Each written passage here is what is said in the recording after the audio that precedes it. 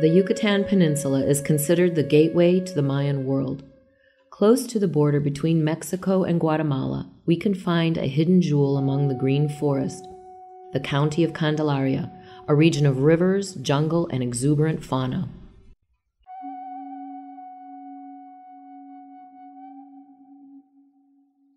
This county, in the Mexican state of Campeche, is located in a region with the highest potential for nature tourism.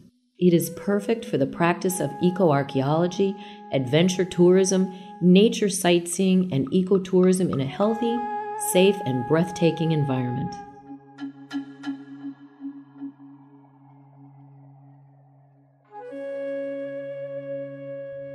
Ecotourism is mainly done on the Candelaria River, which from its origin in the Guatemalan Petén to its end in the Terminos Lagoon, offers to all visitors numerous activities full of enjoyment and culture.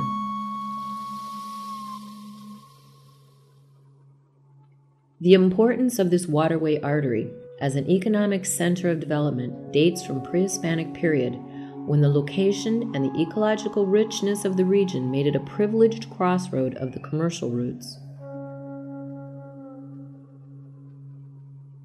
Today, as evidence of this richness, more than 30 archaeological sites have been registered in the county boundaries, confirming the great development of the area in the ancient Mayan world.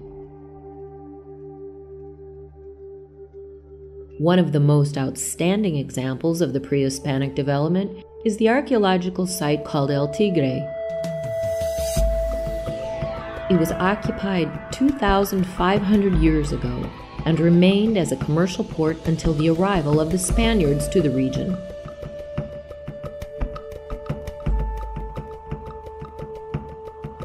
El Tigre, or Itzam Canak, as it was known in the time of the Spanish conquest, was one of the most powerful capital cities in the Mayan area during the late post-classic period and controlled a vital commercial route between the central lowlands, the Caribbean, and the coast of the Gulf of Mexico.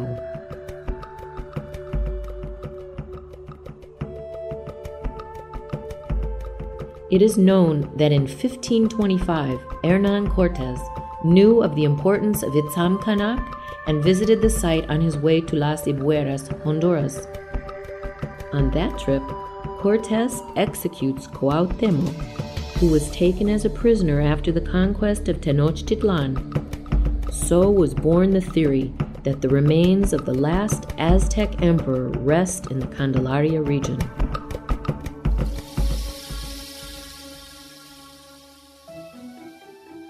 In the swamps that surround the river, the elevated fields used as planting beds by the ancient Mayans for intensive agriculture are still visible.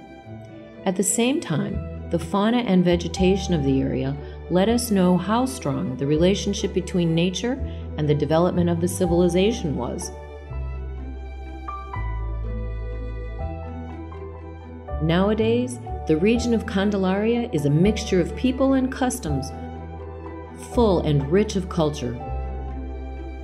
Nevertheless, regardless of today's economic development, many important and natural areas of Candelaria have been amazingly preserved, thus creating a view of truly unique beauty. Due to the great appeal of the landscape linked to the rivers and lagoons, this region is ideal for the practice of a variety of water sports, like fishing, sailing, wave running, archaeological diving, as well as recreational walks, nature photography, and camping. Among the region's multiple landscape resources, we can find the county park Salto Grande, which has a surface area of 1,500 hectares and is filled with waterfalls, ponds, and rivers.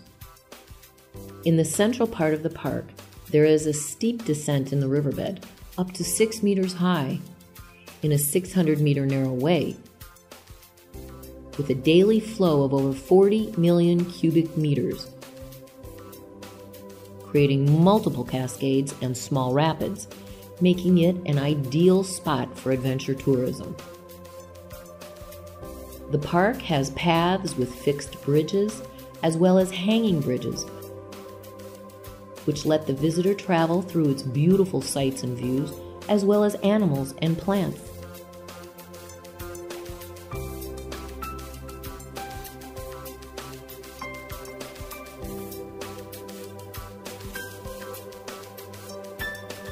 In the center of the park, there is a lush portion of tropical forests with aquatic plants and orchids.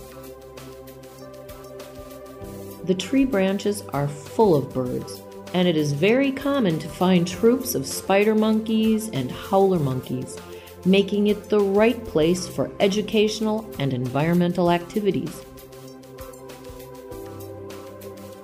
Another of the attractive sights you can't miss because of its remarkable beauty is the springs of Pedro Barranda. The water that flows from this site runs for long distances. It is rainwater that originally falls in the highlands over the Guatemalan border and seeps underground to travel through kilometers of subterranean waterways before blossoming in the lakes and natural pools. Thus, the water flows, passing nature's filter to become a river of 3 kilometers of cold, crystal clear water.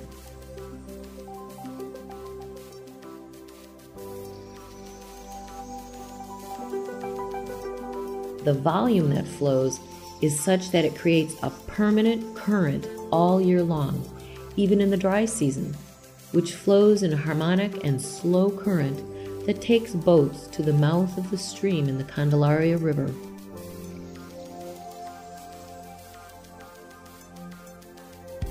The spring gives birth to wetlands 200 hectares wide, surrounded by thick swamp vegetation, rich in a variety of species of flora and fauna, where birds take advantage of the abundant quantities of food and protection to place their nests.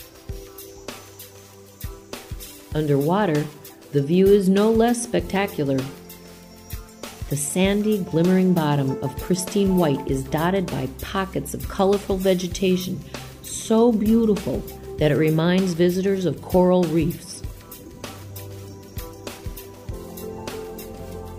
Pedro Barranda and Salto Grande are places of high potential for adventure tourism and ecotourism, promoting conservation of the area and responsible environmental education, in that way increasing the regional development of society and economy.